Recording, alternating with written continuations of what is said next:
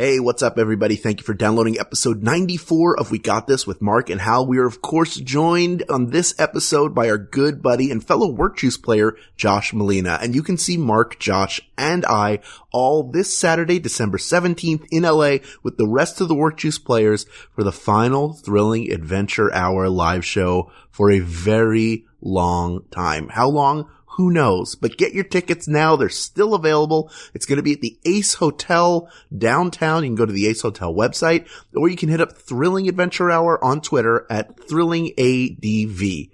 While you're getting some tickets, on January 14th, that is a Saturday in San Francisco, California, Mark and I are doing a live We Got This with some of our WorkJuice buddies as guests. It's going to be at the Punchline at 1 p.m. You can go to SF Sketchfest to get tickets and for more info. And now, without any further ado, here's episode 94 of We Got This with Mark and Hal. Hello, I'm Hal Lublin. And I'm Mark Gagliardi. Since the dawn of humanity, one issue has gone unsettled. With the fate of the world in the balance, we're here to settle, once and for all, best fictional president. That's right. Don't worry, everyone. We got this. Podcast should have a theme song. Podcast should not have a theme song. Yes, they should. No, they shouldn't. They sound good. Yeah, but people are just going to skip past it. You know what? You're right. We got this. Hi, Hal. Hal, can we stop fighting?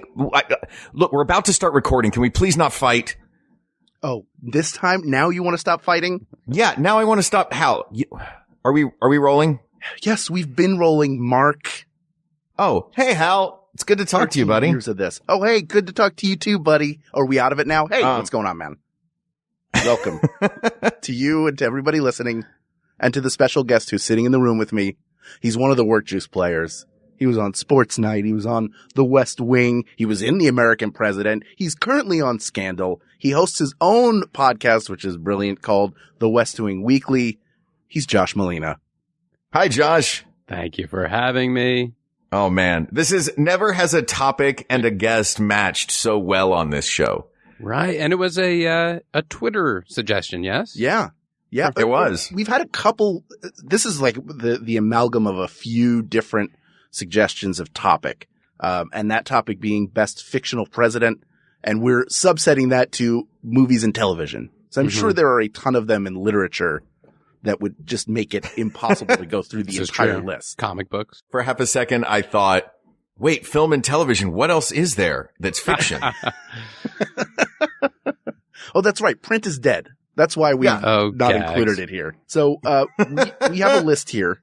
Yes. That was prepared by our researcher, Kate McManus. And I got to hand it to Kate McManus on this episode. She went above and beyond. And the hard work that she put into deep this. Deep dive. Yeah. Yeah, deep dive. And you are involved in 3 of these.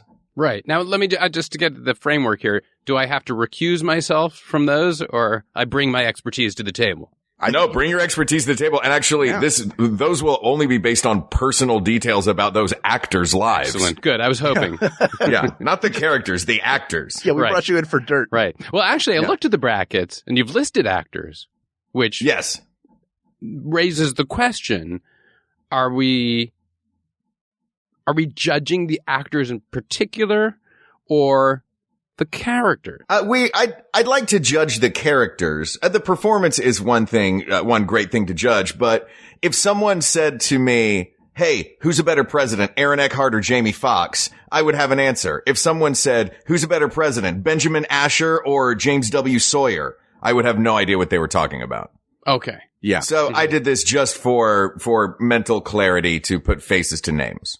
Fair enough. And I think for the purposes of these 16 that we've bracketed out, all the performances are pretty strong. So yes, we're going to certainly the performance is a huge part of the character, but I think it'd be fun to sort of assess them as presidents. Mm-hmm. Mm-hmm. Do you agree? Do we all agree? I think that sounds great. Sure. Wait, it's actually a very interesting question. The question is an entertainingly terrible president a bad president for our purposes, or a good president? I guess the answer is bad. There's a reason that Kevin Spacey is a 4 seed in this. Yes. Yeah. Right. I gotcha. So we're really saying, for our purposes, Yeah. please no betting. We're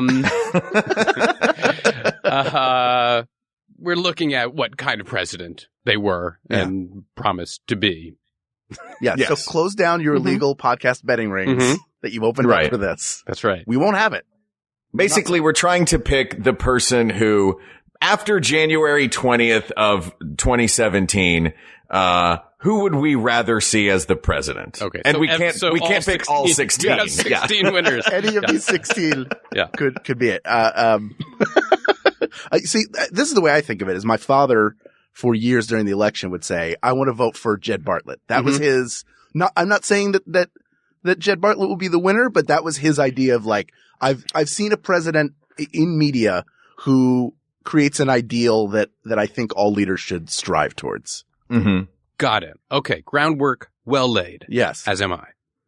So we have some people, and Mark, you I think have the list in front of you as well. There's some people who did not make the list that we're just going to throw out as honorable mentions. That is true. Who particularly stands out to you on that list, Mark? I really liked, Billy Bob Thornton in Love Actually. I realized we took him off the list because it's a small role. He's a total jerk in it. You don't really see much of him doing anything policy related, but he is exactly what that movie needs at that moment for Hugh Grant to step it up. He's not overtly evil. He's just kind of smarmy. And it was a time when, we had our big Texan kind of president. So I thought he was perfectly cast and executed that role well. Yes. In brief screen time. You're right. Yeah. Mm-hmm. But the character's a tool. Yeah. He's a real butthead. And there's no parallel for a current president that could possibly be a tool. No. Or a president-elect. So it just seems unrealistic that such a jerk would have the highest office in the land and just show up and be a super jerk. And they meet in London, don't they? Yeah. They meet at his house. Yeah. At Hugh Grant's 10 Downing Street. It's 10, right? It's been a while since I was invited. All right. So he didn't make the list. Who else here? I mean, one that sort of stands out to me is Lisa Simpson, on The Simpsons, who is projected to be president. I think that's a vision of the future that she sees from a fortune teller, if I'm not mistaken. Oh, I don't remember that in one. an earlier episode. But, the idea that Lisa Simpson will be president someday is nice, but we don't get enough of a sense of what kind of president she is. And also it's fantasy. So we don't know that it actually happened even in the world of that show. So she was left off of the list. Any others that? But a shout out to that episode for predicting the future, because the joke of that scene is that President Lisa Simpson is there to repair the damage of the Trump administration. Oh, so Lord. It could be true. Yeah. Yeah. That was the joke that was made in the 90s. Do you see anyone on that list, Josh? Do I have the list? Where's the list of people who didn't make it? Here are a few honorable mentions right there. Oh, sure. There have never been more screens active in a room than I have for this recording. There's a lot to cover here. Yeah. Yeah. Mm-hmm. Mm-hmm. Oh, Battlestar Galactica, Mary McDonnell. Yeah. Yeah. I loved that show. She, what nerds? What? This is just the new show. I like that's a good show. I did really like that show. That is a good show. Yeah. Yeah. A rotisserie. Okay, she was never elected to office. I see. Yeah. So that's why she's not under consideration. Yeah. I mean, there's also people like the president from Escape from New York, played by Donald Pleasance, where the whole thing is his plane crashes, and then they have to send in Snake Plissken to save him. And you get the sense that probably he's not a really good guy, because the people who send Snake in are kind of jerks. Right. That is true. So he's not making. He's this off our list. Yeah. I mean, there's a reason why these people, listen, we could go through a ton of names. There's a reason why these people are not in our Sweet 16. Mm-hmm. Sure. President Lindbergh is not the president of the United States. Tiny Lister is playing the president of Earth in The Fifth Element. That's right. And then there's the president of the United Federation of Planets from the Star Trek films, who just seems to preside over disaster after disaster and the destruction of several enterprises. So he's not there either because that's just too much presidency. So should we make this, we should really say that this is, the best, fictional POTUS, not just president, because there can be, there's presidents of companies, that learn a lesson by the end of the movie. And that's not what we're talking about either. Yes. Good, fair point. So with that said, why don't we jump into our brackets and we'll have, Great. Hopefully you've got your own Brackets. bracket I love that available. show. You can print them out. Yeah. Brackets is huge. Congratulations again to Louis Anderson Yeah. on that Emmy win. It's excellent. Really deserved. Mm-hmm. It was finally time for him to win an award. It's weird to me to think that Louis Anderson went from that show where celebrities do high dives Right. into a pool to winning an Emmy. It wasn't that long ago. That gives me great hope. What was that? Was that Splash? What was that called? Yes, it was called Splash. Loved it every second. I was completely wrapped up in it. That show was the definition of a summertime show. It was like, hey, we got all these stars, throw them in a pool. Put Louis Anderson out there. But give him one of those, stripy, Atlantic City 1910 swim trunks. Yeah, he cried during that. I mean, Yeah, it was he did. really like you watched a human being going through some stuff. Mm-hmm. Because I get not Yeah. wanting to be in a swimsuit. I bet he really doesn't want. He had to have like at least 3 swimsuits on just in case something tore. I don't think he wanted to be in a swimming pool.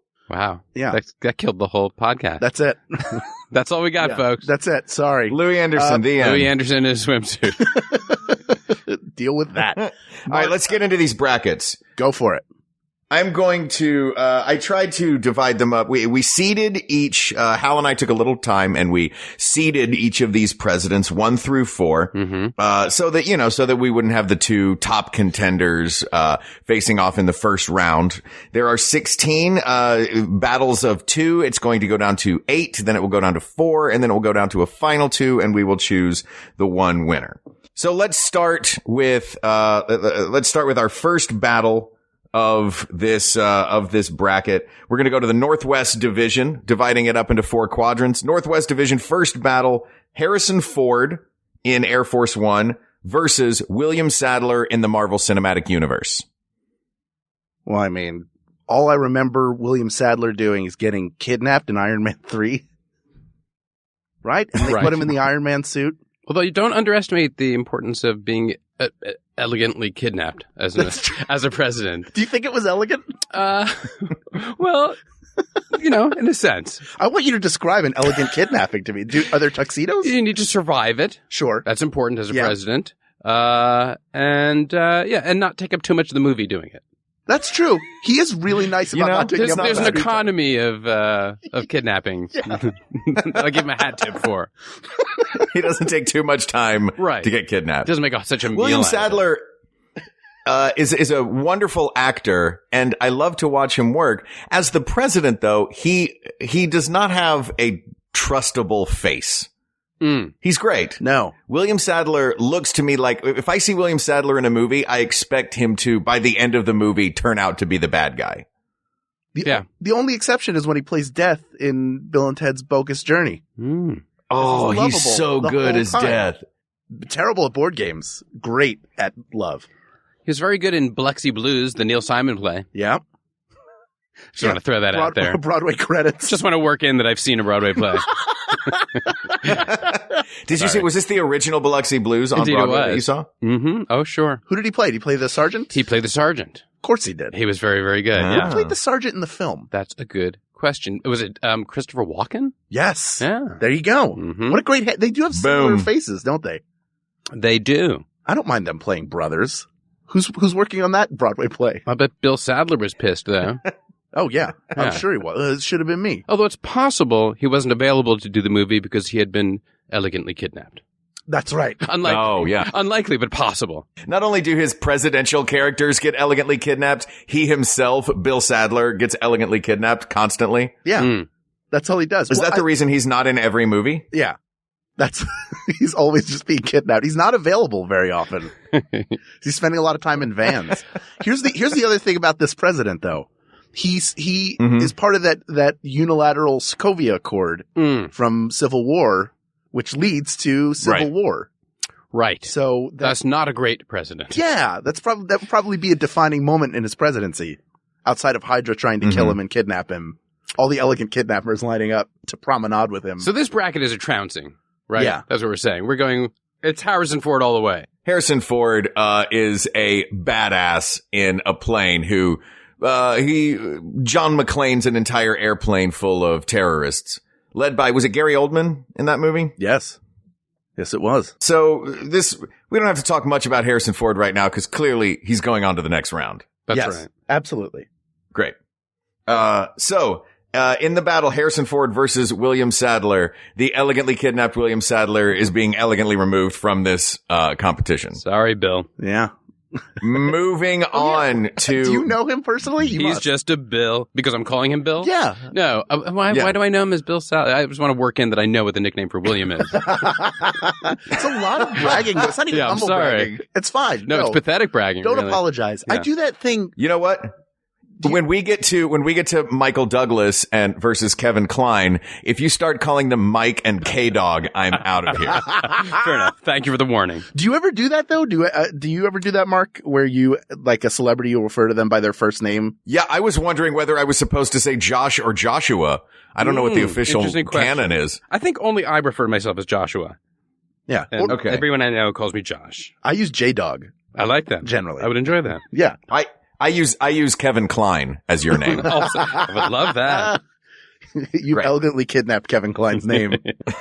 All right. So who else do we have in this bracket? We have a 2 and a 3 seed facing off. The 2 and the 3 seed in this bracket, this one I'm excited about. This is Aaron Eckhart versus Jamie Foxx. And by extension, Olympus Has Fallen and London Has Fallen versus White House Down. Yes. So, but we're only looking at the presidents. Yes. Aaron Eckhart is President Benjamin Asher, and Jamie Foxx is President James W. Sawyer. Now, this is, again, you would say, on the face of it, these are both the same film. So it's about a group of terrorists taking over the White House with inside help in what seems like 30 seconds. So it is it's the most. They get right to it. Yeah, they get right in there. It's real easy. You can just drive a tank apparently over the West Lawn or whatever area they come in, South Lawn. But the difference is while Aaron Eckhart, while his character is elegantly kidnapped and spends the entire time tied up, James Sawyer is out there firing guns. Yeah, he's a bit more of a badass. Yeah. You've seen both of these? I have. Although I think I'm conflating all those movies in my mind. I'm trying to separate them now so that I can judge, so that I can properly. This is, the Jamie Foxx is Channing Tatum is the other half. In Aaron Eckhart's film, it's Gerard Butler is the other half. Mm-hmm. Yeah. Sure. And Jamie Foxx in this movie is cool enough to Channing Tatum's daughter, who holds up her iPhone to get an interview with the president. And he's like, yeah, I'll interview this little kid, or I'll get interviewed by this little kid. And he doesn't talk down to her. He talks to her like she's a person. And, he shows himself to be a genuinely affable and honorable guy. Yeah. And he develops as a character as well, because he's seen as sort of a policy wonk who lacks a backbone. And then by the end, he's firing guns and punching people. Whereas the main thing with Aaron Eckhart, with President Asher, is he fired his best Secret Service guy, who was Gerard Butler, who he blames for the car accident. If he kept him, would have been fine. So judgment issues versus badass charisma, nice to kids. Yeah. That's another trouncing. Yeah. This is really great. Not another trouncing. This could be a very quick episode. So the two to come out of the Northwest Division are Harrison Ford in Air Force One and Jamie Foxx in White House Down. Yes. Very nice. Moving on. That's exciting. I like this. Moving on to our Southwest bracket. The Southwest bracket, first battle of the Southwest bracket. Dennis Haysbert on 24. Sure. Versus Peter Sellers in Dr. Strangelove, or How I Learned to Stop Worrying and Love the Bomb. I think that's the name of it, something like that. It is. Fantastic performance. Particular favorite of mine. Yeah. I have to see whether I can battle, whether I can argue persuasively on his behalf, given our criteria. Sellers in the role of Merkin Muffley. Yep. First of all, I like his name. I don't think he can get credit for that as a good president. I guess you're right. It does stand out in the field. That is true. He's calm Did the under merkin pressure. as an item exist back then?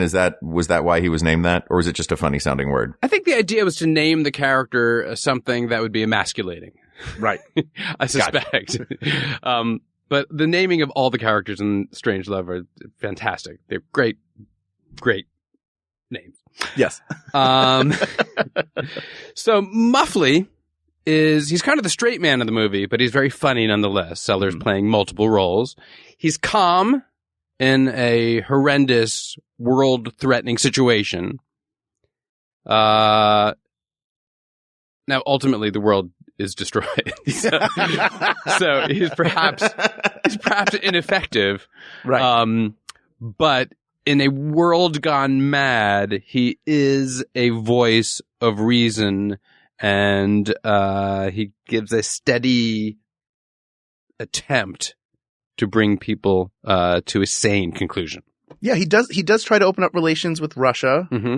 There's a great phone call with Dmitri. Yeah. They have very long. It's a fantastic scene. I'm sure it's on YouTube.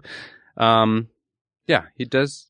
And can you blame the destruction of the planet on him?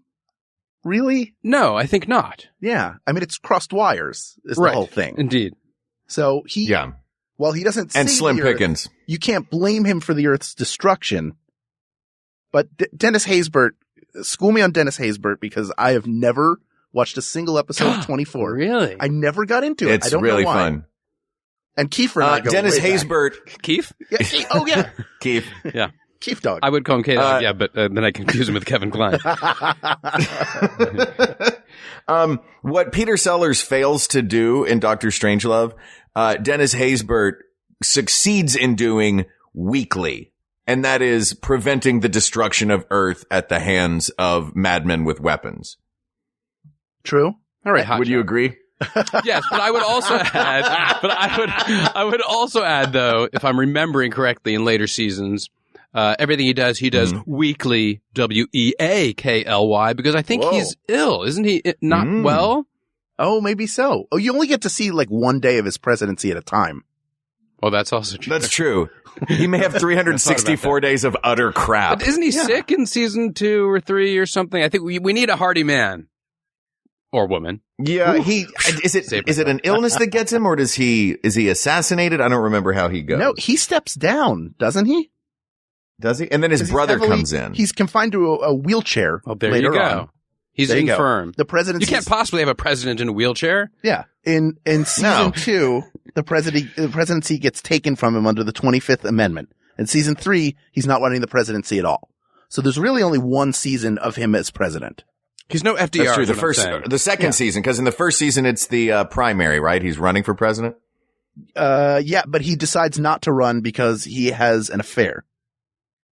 Right. So is he truly a number 1 seed? I know you put him in number 1. This is a little inside baseball because some TV guide poll, which I mean, no, also because I'm a big fan of Dennis Haysbert, back to the major league days. Yeah.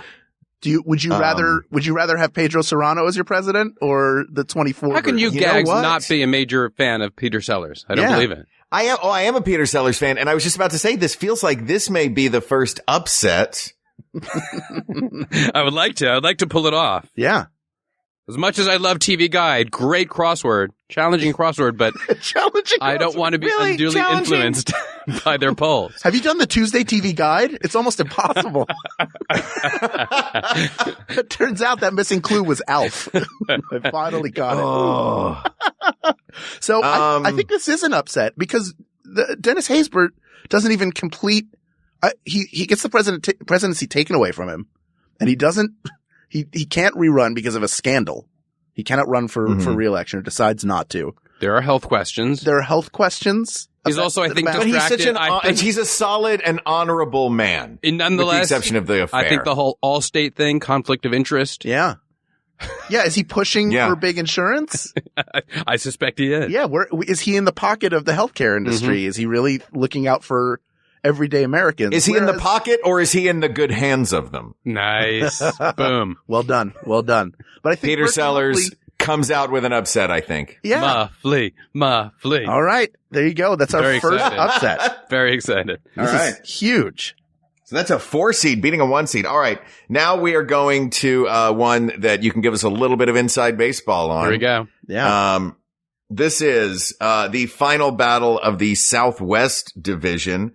Julia Louis-Dreyfus in Veep versus Tony Goldwyn on Scandal. Yeah. Now, what can you tell us about President Fitzgerald Thomas Grant III? Disturbingly little. I was telling Hal earlier off mic that with great frequency, I will call my dad and say, look, here's what I'm saying in the next Scandal. What does it mean? There's so much plot in every episode of the show that I have trouble keeping up. But we tell everybody. But he watches, your dad follows the show? Yes, he does. I will say this, and I think this is a very crucial, and I'm sorry, Tony. Fantastic actor, great guy. But Fitzgerald Grant ascended to the presidency, his first term, through election fraud. Right. And I don't know if we can just, look aside and still consider him, or whether he ought to be disqualified out of hand as not really the president of the United States, or not rightfully so. Well, it seems like, from what I understand, the majority of the show is him managing his relationships outside of the office of the presidency. So yes. We don't really know much about what kind of president he is, other than that he really shouldn't be the president because fraud was committed. Yeah. That is true. He's a moderate and reasonable Republican. I think policy-wise, the three of us might find some common ground with him. But then occasionally he will go to war over his girlfriend. Right. That's a problem. I find problematic in a president. It is a problematic. Yes. Ordering others to their death. If we are looking at problematic presidencies, the name of this television show is Scandal. Yeah, also true. So that's a very good point. He is going to have his problems. Let's talk about Julia Louis-Dreyfus in Veep, another ascendancy to the presidency. Yes. I just love Julia Louis-Dreyfus. Yes. As do I. It's a great performance. She's won multiple Emmys for it. And the only reason she's president is because she failed to become president. She became vice president after a failed bid to become president initially. So she wound up as vice president. And then she gets completely ignored by the president, who then steps down. Yeah, because he's even worse than she is. Right. And she becomes the president. She does successfully negotiate a hostage situation. Yes. But then is blamed for government shutdown. So. But it's not the cause of the government shutdown. No. She is blamed for it, and she's willing to sacrifice herself for that. She also has a lot of affairs. She sleeps with a lot of people. But she's single. Yes. But I mean, some of them. Is that an affair, Hal? Well, there was Gary Cole, who, G-Dog, who wound up being like a big money guy, and there were interests tied to it. So it's not an affair. Fun side note, I ran his unsuccessful presidential bid on the West Wing. See? As There you Bingo go. Bob Russell. There you go. Himself a failed president. Yes. But it still worked out for you. Yeah, I guess. I lean towards Julia Louis-Dreyfus on Veep. As much as I love Tony, equally great performance in his own right, but he has sent people to his death for his side action. That's not. I don't. And respect also, that. You can't. He won. He got the presidency by ill-gotten means. She was a legitimate president. She failed upwards, but she got it legit. Yes. Yeah. I mean, failing upwards to the presidency of the United States is not a bad way to fail upwards. Yeah. That is true. And it's nothing new. Also true. Absolutely nothing new. I do want to, it looks like Julia Louis-Dreyfus, the President Selena Meyer, is going to win this one. But I do want to say, interesting side note, that on Scandal right now, I believe playing the vice president is Artemis Pebnani. Oh, she's fantastic. Who I have known brilliant for, I think, 12 years now. And knowing that, first of all, super talented, really sweet person who I always thought would be working all the time. So it's great to see her now, getting her. Also on Son of Zorn. Yes. She's everywhere. Yeah. She's great. But I remember seeing her the first day I met her. We were on stage together, and she was rolling around in a trash can that was on a pallet. Nice. Playing R2D2. Beckett play? Oh. Yeah. We were doing some Beckett. Beckett's late work, R2D2. Yeah. Fun side note, my character, David Rosen, and her character, VP, Susan Ross on Scandal, had a very passionate romance, but it turned out I was two-timing her with Portia de Rossi's character, Elizabeth North, and I did her wrong. By the way, having just cheated on a woman but not killed anyone, I'm still the good guy on the show. I was going to say, this still makes me the good guy in Scandal. You're one of the most virtuous people on the show. Absolutely. I still wear you are the minimum Scandal. That is correct. That's exactly right. Everybody got a little scandal. It's Scandal. Only on ABC. I started doing promo work, by the way, for nice, ABC. I like it. So now we have our winners out of this. So we have Peter Sellers and Julie Louis-Dreyfus coming out of the Southwest. Mm-hmm. So moving on to the Eastern Division. We're going to go to the Northeast. Okay. The Northeast. And the Northeast, I believe, looking at it now, I believe is the 90s division. Okay. It's all stuff from the 90s. Yeah.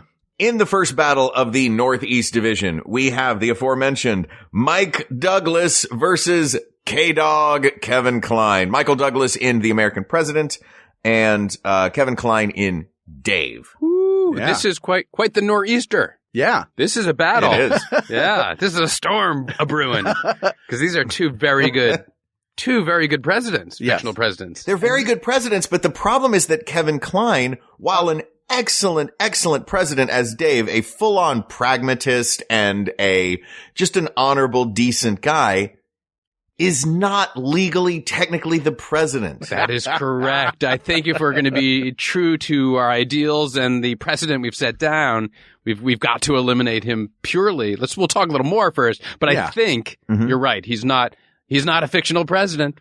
Absolutely. Or he's a fictional eliminating president Tony within the fictional Goldwyn. piece. Yes. Yeah. And even his portrayal of William Harrison Mitchell, who's the president that has a stroke at the beginning of the film and is incapacitated. That guy wasn't a great president in particular. Although maybe we should consider him because at least he was president. Yeah, but he was terrible. Let's put him up against Michael Douglas. But if we're putting him up against Dave wins. William Harrison Mitchell versus Dave wins. Right. Dave versus anyone else, Dave loses because Dave wasn't really the president. Yeah. He can't even beat illegal president. That's how bad Mitchell is. Now, you in The American President, you played a lobbyist, if I'm not mistaken. Yes, I played really an assistant to Annette Bening, who was an environmental lobbyist who was romancing the president. Yes. Now, and Andrew Shepard as president, his problem is this crime bill. That's his central piece, is trying to get assault weapons included in a crime bill. But his concern over his approval ratings gets in the way until ultimately he's convinced through his unconventional for a sitting president relationship with Annette Bening to take a stand at the State of the Union. Damn, nicely synopsized. Thank you. Yeah. Can you monetize that? Let me ask you this. Let me ask you this, Josh. Remarkable. Yes. Do you need to call your dad to find out whether or not I'll Michael be Douglas perfectly. is a This is good why I'm so president? blown away by what Hal just did. Is that I would have had to call my dad to remind me what The American President was about if Hal hadn't. I might start calling Hal. I'm available for you. I'm here for you. I'm impressed. Dog. So what are your memories of working on this film? I mean, this is you collaborating with Aaron Sorkin yet again. You had a small role in, oh my gosh. By this point, I'd been in A Few Good Men, the Broadway show, and the national tour. I had appeared in the film for a nanosecond, 5 words, 3 of them yes, 2 of them sir. Yes. An inauspicious cinematic debut, if ever there was one. Right. What else had I think I had appeared in Malice, perhaps, already, that Aaron wrote. He's been very good to me. Yeah. And then, so this was my second film with Rob Reiner, and, the whatevereth job with Aaron. It was great. It was a lot of fun. Annette Bening couldn't have been nicer. Rob Reiner was nice. It was lovely, relaxed set. I got my own sort of "Where's the beef?" log line when Aaron wrote for me, "I'm having lunch at the Kremlin." Yes. And that got played in the trailer over and over. So I got to be the Kremlin guy for a while. Yeah. But back to the question at hand, I think it's Andrew Shepard's a fine president. They're actually similar, I think, the two characters. Yeah. But one is legitimately the president, one is not. I went back in research and watched Kevin Kline as Dave, and there's this great scene where they have a budget meeting, and he just kind of very sensibly talks through how they can save the money they need to cover homelessness with just all these very simple things, what they can do. And $47 million we spend to make people feel good about the American cars they bought. Well, we can take that out. He's just kind of he's doing all the numbers on a pad, and it's a fantastic scene. But alas, as we've covered, Dave is not really the president. Yeah. And even if he was, that is, while that's a great act, putting forward major crime legislation, or at least calling for it, is a much stronger act. And you get the sense that that's going to help him get reelected because he's nearing the end of his first term. That is true. And I know we're going to get to another bracket that includes Martin Sheen. Martin Sheen is in The American President. Yes, as the chief of staff. I'm glad you remember that, because I was about to call my dad. That's right. I have news for you. I was your father all along. That reminds me of that Beckett play. Yeah. Oh, were you in the trash can when they did that in Rep? When it did its off-Broadway run? Yeah, that's right. So Martin Sheen is Leo, the John Spencer role in West Wing, in The American President, to Michael Douglas's now bracket-winning Andrew Shepard. Yes. And is a voice of reason. So you get to see almost like a glint of what makes Jed Bartlett such a great character and how he plays the chief of staff, even though they're not the same person. If any of you think that, that's not how acting works. Yeah, it's not how it works. Yeah. It's not just, wait, he's not just playing Martin Sheen and everything? Because I was so worried. I thought Martin Sheen was thrown off a building in The Departed, and that meant that we weren't going to get any more Martin Sheen movies. Yeah. It was only after he freaked out in that room during the Vietnam War. That's right. All right. We're moving on to the next battle of the Northeast, the 90s bracket. And this is the battle of the crisis presidents. All right. We've got Morgan Freeman versus Bill Pullman. Morgan Freeman, that was in Deep Impact. Yes. And Bill Pullman in Independence Day. That's the original Independence Day. Is he in Resurgence also? I haven't seen it. He is. He is in I know Resurgence. from the trailer. He's no longer the president. He is in it, though. Yes. But no longer the president. Right. It's 20 years later. Right. Sure. Right. So I feel like this battle is about sitting back, being stoic, and making hard decisions versus becoming the cowboy hero and literally hopping in a fighter jet and killing aliens. And which do you prefer? I'm going to put you on the spot, guys. Yeah. I feel like that speech at the end of Independence Day puts me more in the Bill Pullman camp for this. And I do like a president who is a man of action in the way that Bill Pullman was in this film. Did it because he had to. He wasn't, the first choice to jump into a fighter jet. But it's tough. I also love Morgan Freeman, and Morgan Freeman is faced with a more dire consequence, I think, because he's faced with, we are definitely dying. Who do we save? And Bill Pullman is faced with, maybe we can save the world. Mm-hmm. I think that's the breakdown there. Who do you want the president who's like that Morgan Freeman thing? Like, some of you are going to die. That's just how it is. Triage. Yeah. The rest of you can go into this mountain. Like, they had a mountain retreat that some people got to go to, and ultimately their Hail Mary works, I guess, if I remember. The only thing I really remember from that film is, oh my gosh, I can't remember the actor's name, who goes blind. And he's talking to his child from the spaceship, and he goes, "I'm holding you." That's the only thing I remember from that movie at all. But I will say, like, Bill Pullman gives a great speech and then goes and saves the entire world. He also reluctantly brings Jeff Goldblum in, who helps crack the code and give a virus to the aliens so they can break through and destroy them. So he's really responsible not only for saving the United States, but literally for saving the world, not only through his personal actions, but through the people that he surrounds himself with. Side question. Is the Judd Hirsch character in that movie supposed to be Jewish? Yes. I Jeff got Goldblum's that, father. I got that sense. Yeah. No, I'm just kidding. I feel like I picked that up. Yeah. Yeah. You didn't look at all like a 19th century caricature. No, not so much at all. Yeah. I think we also need Morgan Freeman to be God. Yes. Which I can't overlook that. Yes. Yeah. He's a much better, like, I don't want Bill Pullman to play God. No, that's right. No, I want Bill Pullman to pray to Morgan Freeman before he shoots an alien. Boom. Nicely done. Yeah. Perfect. All right, we got a winner. So there you go. But to recap, before we move on to our final bracket, we currently have Harrison Ford and Jamie Foxx coming out of the Northwest. Coming out of the Southwest, we have Peter Sellers and Julia Louis-Dreyfus. In the Northeast, we have Michael Douglas versus Bill Pullman. These are 6 of the Elite 8. And, sorry for breaking a copyright there. And in our final Southeastern battle, 4 more presidents, 2 more battles. The first of those battles is, 2 very popular fictional presidents, 2 excellent performances. One very good, one very evil. Martin Sheen in The West Wing versus Kevin Spacey as Frank Underwood in House of Cards. Now, begin. All right. Now, you were on The West Wing for several years. That is true.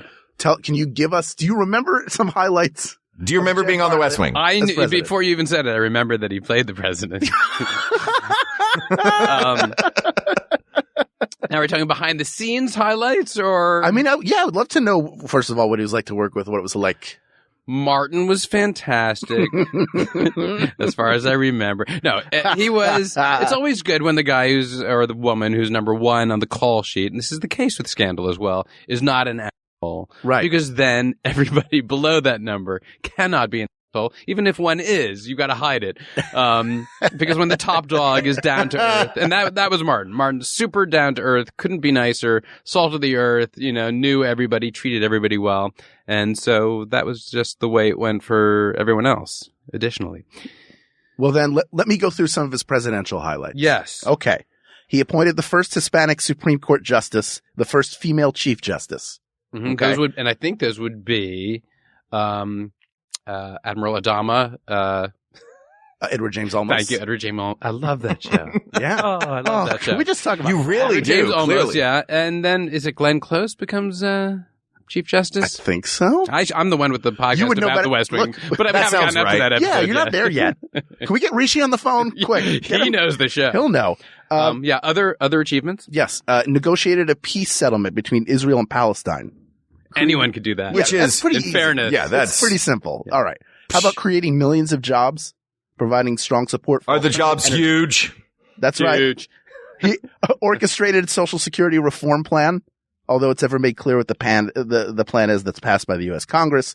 The show indicates that a revolutionary agreement is achieved with bipartisan support, which seems oddly like, oh, well, that all worked out. So those are pretty good. He does authorize an assassination, I believe, early on. That is true. Who hasn't? Yeah, So. but he has decent foreign policy record.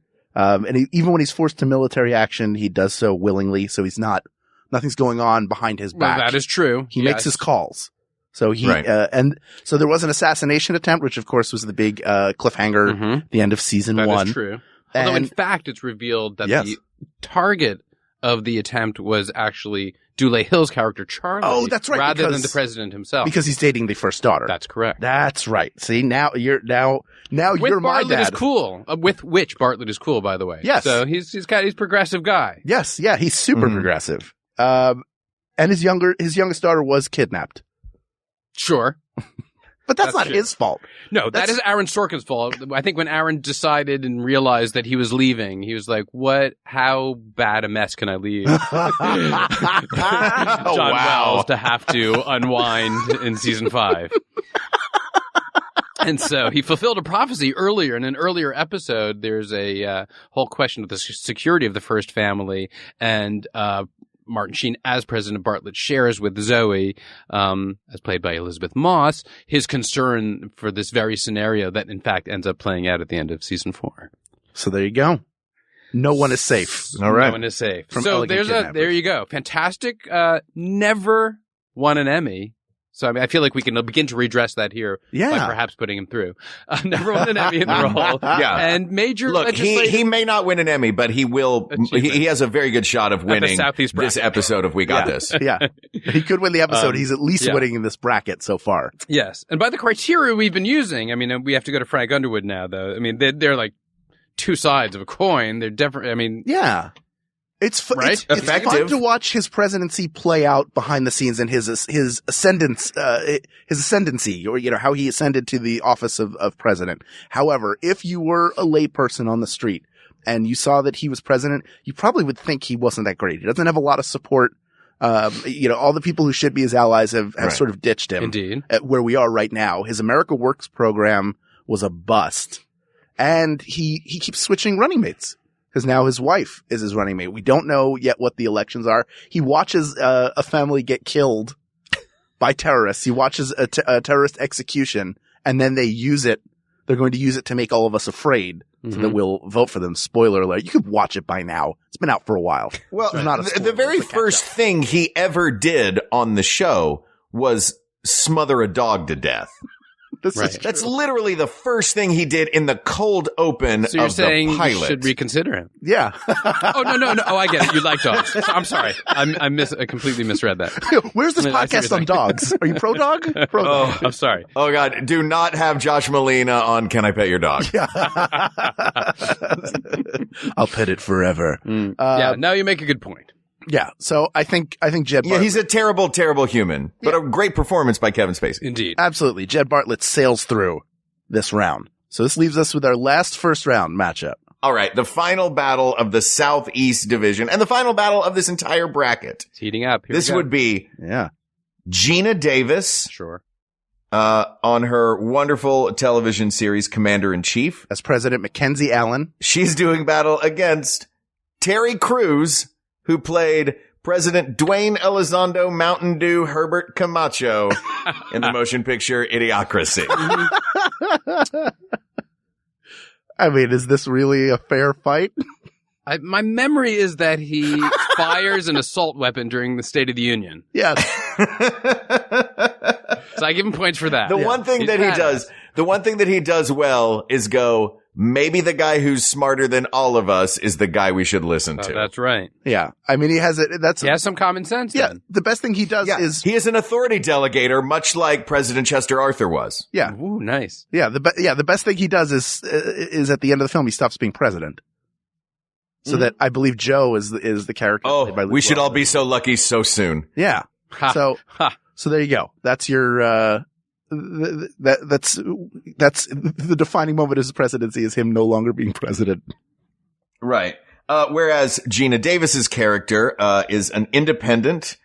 She does not have any allies in the House or the Senate. She knows how to show force against the Nigerians. She uses military force in Latin America against a corrupt dictator. It does feel like her show was a little more of a faked version where we would have some foreign villain of the week. Sounds like it. It's not her battling against, Vladimir Putin and Russia. It's her battling against a rogue dictator or a cartel, but she does kick some butt. Yeah. She does bring the U.S. to the brink of war with North Korea.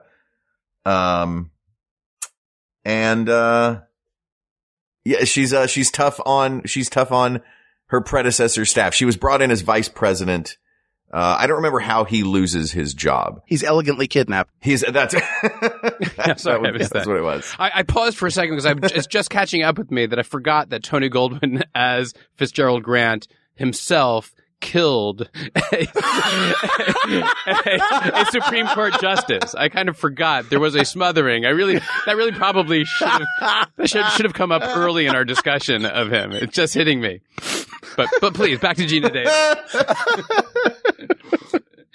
Oh yeah. Well, you know what? We'll use that in the second round with. Oh no, Tony was eliminated in the first round. I just wanted to. Sorry, Tony. Will you apologize to Tony for us? Yeah, I will. And tell him not to smother either of us. I think this is another easy one. Yeah, I guess it's Gina Davis in a. Yeah. Gina Davis comes through. landslide. Yeah, she only has to do anything. So when we come back, we're gonna have our Elite Eight. We're gonna go all the way down to the championship. It will go so quickly you won't even believe it. Excited. But until then, listen to some of the other great shows that are on the Max Fun Network. From the dawn of time, one podcast has unlocked the secrets of science and technology to enrich the lives of billions. And now, after a year where they've unlocked the golden age of knowledge, they're about to hit warp speed and go stratospheric. Wait, hold up. On Oh No, Ross and Carrie, we don't make extraordinary claims. We investigate them. We go undercover with fringe religious groups, investigate paranormal claims, and we participate in pseudoscientific medical treatments and then report our findings to you. And yes, we've even investigated Scientology. Shh, Ross, shh. New episodes every month at MaximumFun.org. Oh no, Ross and Carrie. They show up so you don't have to. Comedy, friendship, and creativity. All of this and more wait for you at Max FunCon. Join us for Max FunCon in Lake Arrowhead next June or Max FunCon East in the Poconos next September. Tickets for both events are on sale now, but they're going fast. Visit MaxFunCon.com to buy your tickets right now. And we're back. All right. All right. You guys ready to do this? I'm so ready. This is a Do it. battle heating up. What's our first matchup? This is for the Northwest title. It is Harrison Ford versus Jamie Foxx. Two awesome gun-toting presidents. One of them a more sensitive policy guy who is forced into violence. One who is already a violence guy who is forced into violence. One who slept with Carrie Fisher. One who may have slept with Carrie Fisher. That's right. We don't know. We don't know what Jamie Foxx's No. bedroom activities are. So that's just let's just even remove that from consideration then. Yeah. I mean, to me, it's got to be Harrison Ford.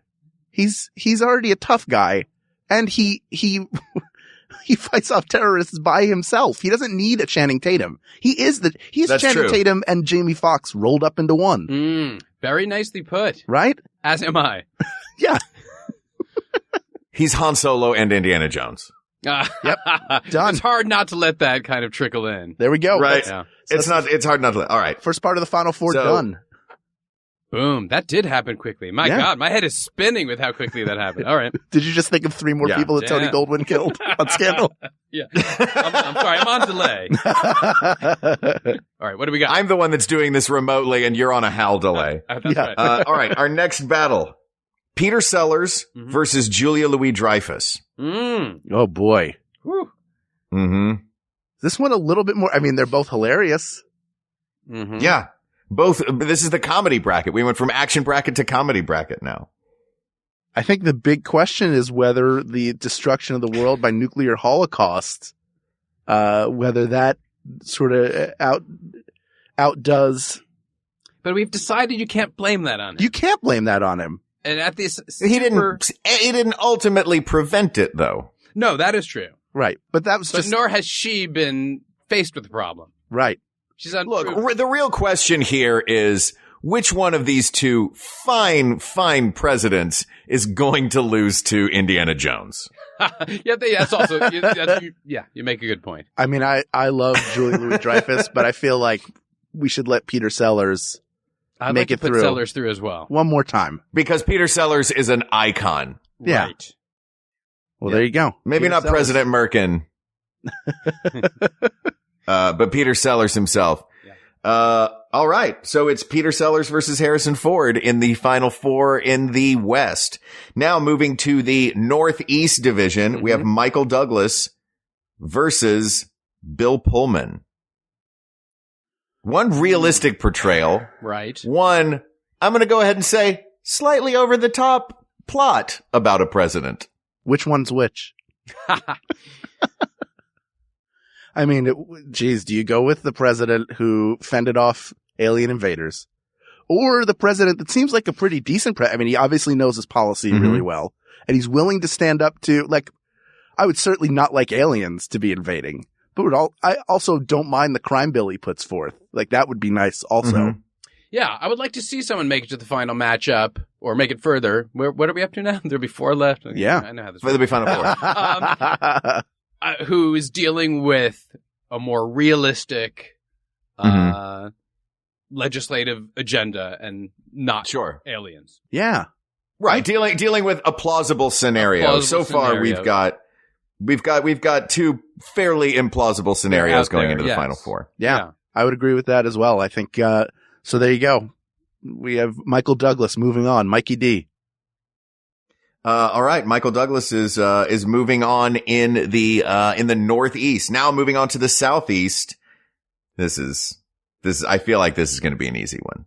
We got Martin Sheen as Jeb Bartlett versus Gina Davis, the Commander-in-Chief, whose name is Mackenzie Allen. By the way, do you know the story about, the names Mackenzie Allen and her president? Hold on one second. Let me bring this out here. You don't have the story? Right. Wait, let me look it up. Access to it. Yeah. I've heard it's a good one. No, I've got it right in front of me. So here's a side note about President Mackenzie Allen, played by Gina Davis.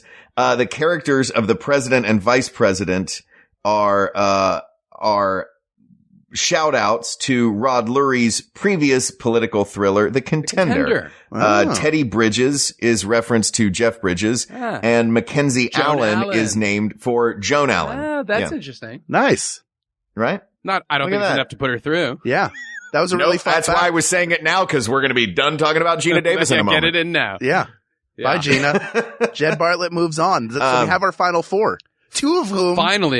We finally got it down to the men. I mean, let's be serious. Let's be serious. That's what we were working towards. It's battle cinema icons in the West versus battle Sorkin in the East. Right. But we're down to white men. The final four. The important thing. White men. Like, there's still a Jew, but I think we'll get rid of him pretty quickly. Pretty much the whole presidency. Just the whole presidency. Let's be realistic. Let's get this down to what sells. Bunch of white dudes. Older white dudes. Here we go. Oh, this is really making me sad now. You invited me on. Are you going to have to call your dad afterwards to tell you who won this bracket? All right. So let's start in the West with Harrison Ford versus Peter Sellers. Mm-hmm. I think this is where Merck and Muffley has to take his leave. Goodbye, land of black and white. Yeah. I'm sorry. Yeah. You did your best. Yes. But you're gone. You did your best, but ultimately you didn't save the day. No. You know who did save the day? Harrison Ford did. President Indiana Jones. Yeah, he did. You know what he would have done? He would have called Slim Pickens and said, "Get off my plane." That's right. That would have been the end. That's a very good point. Yeah. Yep. So there you go. And then now this seems like more of a battle, I think, than it actually is. This is Andrew Shepard versus Jed Bartlett. And in looking through their presidents, first of all, we had 10 years on the West Wing or 8 years? The show? Yeah. 7 seasons. 7 seasons. Mm-hmm. You sure? 7 seasons and 9 years. I got it wrong, and then I tried to go lower and still got it wrong. No, it's 7 seasons and 2 terms for Bartlett. Yeah. We went through almost the entirety of his presidency. Right. We went from for post inauguration to the handoff of the presidency to Matthew Santos. Ooh, very nice. Over that time, we got to see a lot more of what kind of president he is, because it's in classic Sorkin fashion. It seems it's not mired down, but sort of dives into the intricacies of what makes the office of the presidency work, which indeed. We've seen him through crises, and we've seen him deal with the day-to-day legislative battles of being a president. Yeah. And outside of hiding a disease from everybody, including his wife, did she know? She did know. She knew. But she knew, yeah. He kept it secret from everybody. Which is a strike against him, and I've said so on my podcast. The fact that, the fact that he has MS is something he should have shared with the nation. Yes. But it doesn't seem to hamper FDR was never photographed in his wheelchair. That's true. That is true. Yeah. And it never really affected his ability to be president in the larger sense. He still got a lot done outside of, as opposed to Andrew Shepard, where he proposed a crime bill and asked for one to be written up, which isn't really that, he could say whatever he wants. We don't get to see afterwards where Congress, goes, no, we're not going to do that. This is where the extra 148 hours of screen time really benefit Jed Bartlett. Yeah. But you also, with Jeb Bartlett, you see how a president deals with the population of the United States. In American President, you see how an American president deals with a personal relationship and how that affects his decision making in office. But really, there's so much. I mean, the book on Jeb Bartlett is so much thicker, and there's so much more meat there. Yeah, there's a lot more real governing. He's got to there. go through, right? Yeah, I agree. Absolutely. Yeah. All right, Jew out. Goodbye, Michael Douglas. I fought for you as far as I could. You tried. Next year in Jerusalem. This is getting more and more realistic. Next year in Jerusalem. Right. So now we're down to secret Hispanic president versus President Indiana Jones. This is tough. This is for all the marbles. Yeah. I mean, by the way, we're giving them each. If you see Martin Sheen and he wins, please give him a bag of marbles. For Absolutely. Yeah, he'll get the entire bag. And if you think I'm bad, believe me, I'd have to remind him who I am. He wouldn't even know to call my dad to ask who I am. I think we should each put in a vote for who we think would win. Let's see if the majority rules. So Josh is our guest. Are you bound by honor not to change based on? No, we certainly we could change, but okay. I want to get your feeling. Off the top of my head, I'm gonna stick with what I consider the home team, and I would say Jed Bartlett. Okay. Although I respect President Harrison Ford's, what's the character's name? James Marshall. Yeah. I respect his military service, something that Bartlett cannot claim. Yes. But on the other hand, Jed Bartlett, winner of the Nobel Prize in Economics, which James Marshall cannot claim. True. And nor can anyone else, because it turns out there is no Nobel Prize in Economics. But that's something to take up with Aaron on another show. Yeah. So I lean towards Bartlett. Okay. Mark? I knew from the beginning that it was probably going to lean this way. And come down to these two, you mean? No, it was going to be how fun was the battle to eventually get to Bartlett? So I'm on Team Bartlett as well. Also because he is named for a real politician and a member of the Continental Congress. And a signer of the Declaration of Independence. And a kind of pear. Yeah. Also true. Yes. Yes. Sure. All right, then. Allow me to say, people of the world, walk with me. There have been so many presidents on television and film. Through the years, there's so many that didn't make this list. Donald Pleasance, we talked about a little bit. The president from Buckaroo Banzai. So many great presidents, but they didn't make the top 16. And even though you could argue who should or should not have been in that bracket, you cannot argue with the winner. With 7 years of viewing, you can go through and see a beautiful presidency take place. Presidency that you wish was happening right now. Whenever you're watching it, you think, I wish that guy was my president. And doesn't that really make Jed Bartlett the best president ever? Fictional? In parentheses? The answer is yes. Asked and answered.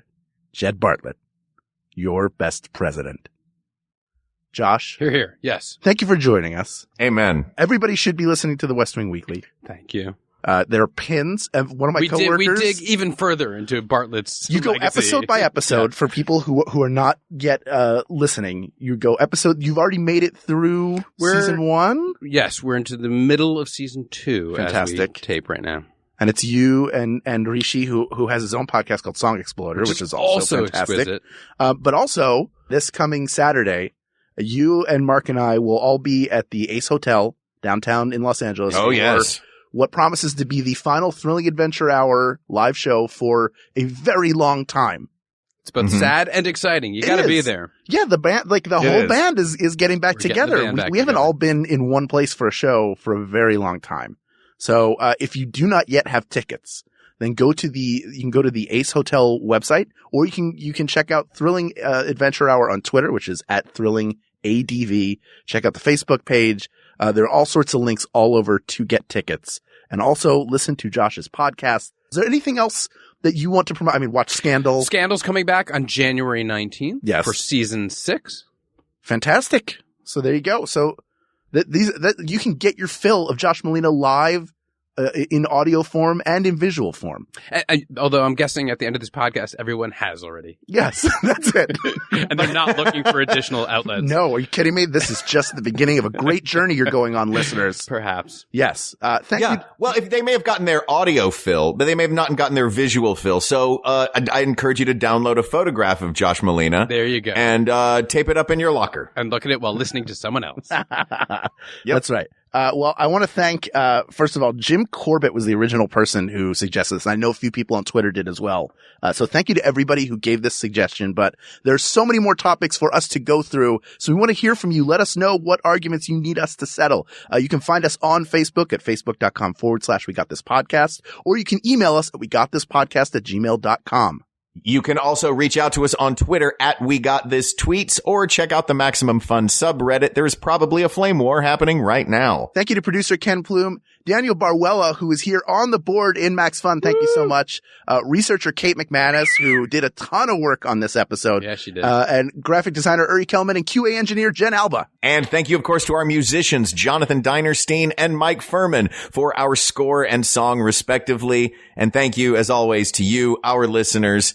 What a treat you have given us to give us the opportunity to sit down and talk important things like the American presidency with important people like Josh Malina. Thank you, thank you, thank you. For Hal Lublin, I'm Mark Gagliardi. For Mark Gagliardi, I'm Hal Lublin. And don't worry, everybody. We got this. We got this. MaximumFun.org. Comedy and culture. Artist owned. Listener supported.